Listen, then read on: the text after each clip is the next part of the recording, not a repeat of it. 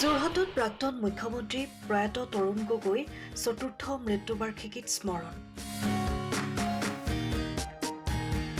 নাম প্ৰসংগেৰে স্মৰণ প্ৰয়াত মুখ্যমন্ত্ৰীগৰাকী।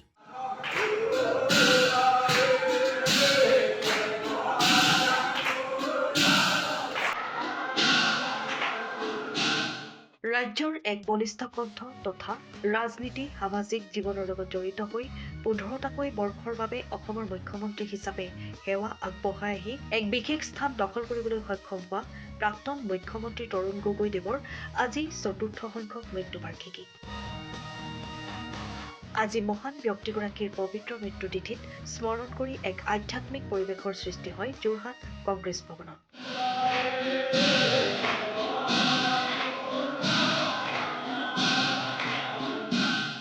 ৰাজ্যৰ ৰাজনীতিত এক বিশেষ মাত্ৰা প্ৰদান কৰিবলৈ সক্ষম হৈ ৰাজ্যৰ সকলো স্তৰৰ ৰাইজৰ মাজত এক বিশেষ সন্মান অৰ্জন কৰিবলৈ সক্ষম হোৱা প্ৰয়াত তৰুণ গগৈদেৱৰ আজি পবিত্ৰ মৃত্যুবাৰ্ষিকীত বিশেষ অনুষ্ঠান আয়োজন কৰে যোৰহাট জিলা কংগ্ৰেছ কমিটিয়ে। সেই অনুসৰি আজি পুৱা অনুষ্ঠিত হয় শ্ৰদ্ধাঞ্জলি অনুষ্ঠান। শ্ৰদ্ধাঞ্জলি অনুষ্ঠানত উপস্থিত থাকে জিলা কংগ্ৰেছৰ সভাপতি পুতুল বুঢ়াগোহাঁই, প্ৰাক্তন সাংসদ দীপ গগৈকে প্ৰমুখ কৰি বিশিষ্ট ব্যক্তিসকল। আনহাতে ইয়াৰ পাছতেই অনুষ্ঠিত হয় নাম প্ৰসংগ আৰু দিহানাম পৰিৱেশন।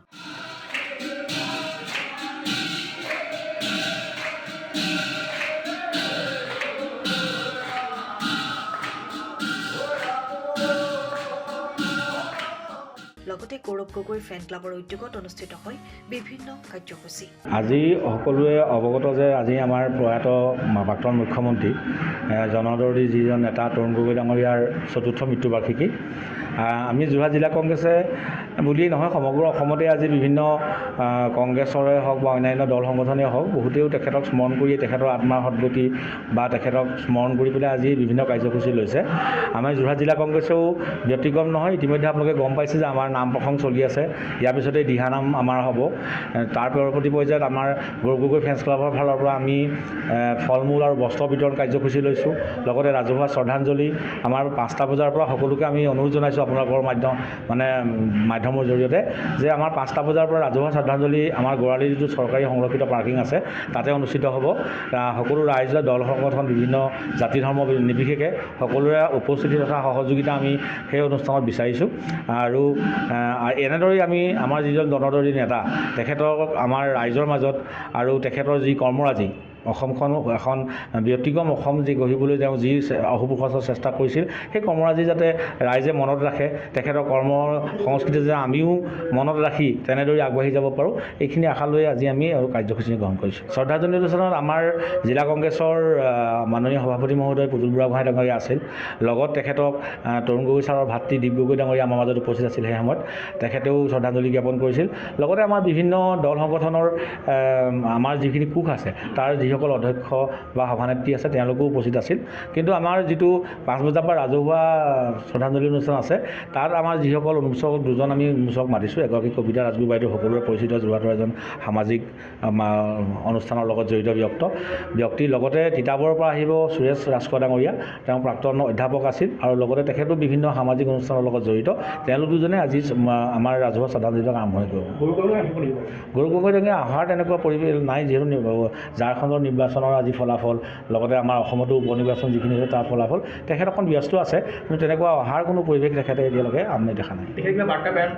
তেখেতে নিশ্চয় আমাক প্ৰতিটো খবৰ অনুষ্ঠানৰে আমি কেনেকৈ আগবাঢ়িছোঁ তেনেকৈ খবৰ লৈ আছে। আৰু গৌৰৱ গগৈ ফেন্স ক্লাবৰ যোগেদি আমি কেনেধৰণে আগবাঢ়িছোঁ, লগতে জিলা কংগ্ৰেছবিলাকে কেনেধৰণে প্ৰগ্ৰেমবিলাক লৈছে বা তিতাবৰ ব্লক কংগ্ৰেছ আমাৰ অন্যান্য ব্লক কংগ্ৰেছবিলাকো আজি প্ৰগ্ৰেম লৈছে। NSY ইতিমধ্যে আপোনাৰ আমাৰ যিটো ব্লাইণ্ড স্কুল তাত তেওঁলোকে কাৰ্যসূচী গ্ৰহণ কৰিছে। যোৰহাট নগৰ ব্লক কংগ্ৰেছে আমাৰ অনাথ আশ্ৰমত আজি বস্ত্ৰ কম্বল গৰম দিনৰ বস্তু বিতৰণ কৰিছে। তো এইবিলাক কাৰ্যসূচী তেখেতৰ জ্ঞাতে হৈ আছে, সকলো খবৰ তেখেতে ৰাখিছে। আজি আমাৰ বাবে এটা পবিত্ৰ দিন। আজি দিনটোতে এই যোৰহাট জিলা কংগ্ৰেছৰ পৰাই ৰাজনৈতিক জীৱন আৰম্ভ কৰা কেইবাবাৰো যোৰহাট আৰু কলিয়াবৰৰ সাংসদ হৈ শেষত আমাৰ যোৰহাট জিলা কংগ্ৰেছৰ অন্তৰ্গত তিতাবৰৰ পৰা মুখ্যমন্ত্ৰীৰ দায়িত্ব লৈ সন্ত্ৰাসজৰ্জৰ ভগ্ন পাই অসমক শান্তিৰ পৰিৱেশ ঘূৰাই আনি প্ৰগতি আৰু বিকাশৰ দিশলৈ লৈ যোৱা আমাৰ সকলোৱে পৰিচিত শ্ৰদ্ধাৰ তৰুণ গগৈ ডাঙৰীয়াৰ আজি ৪ৰ্থ মৃত্যুবাৰ্ষিকী। এই মৃত্যুবাৰ্ষিকী আমি যোৰহাট জিলা কংগ্ৰেছে বিভিন্ন কাৰ্যসূচীৰে আজি ইয়াতে আমি অনুষ্ঠিত কৰিছোঁ। সৰ্বপ্ৰথমতে আমাৰ শ্ৰদ্ধাঞ্জলি আছিলে, হৈ গ'ল ইতিমধ্যে, আৰু এতিয়া নাম প্ৰসংগ চলি আছে। তাৰোপৰি বিভিন্ন কাৰ্যসূচী আমাৰ ব্লক কংগ্ৰেছ বা আমাৰ ভাতৃভগ্নী সংগঠন আৰু আমাৰ গৌৰৱ গগৈ ফেন ক্লাবৰ দ্বাৰাও বিভিন্ন অনুষ্ঠান আজি লোৱা হৈছে। সেই কাৰ্যসূচীখিনি চলি আছে আৰু ইয়াৰ জৰিয়তে আমি আমাৰ শ্ৰদ্ধাৰ নেতাজনলৈ আমি যথাসম্ভৱ আমি শ্ৰদ্ধা নিবেদিছোঁ। Bureau' report, time of Assam. সময়ৰ খবৰ সময়ত পাবলৈ ফ'ল' কৰক টাইম অফ আছাম।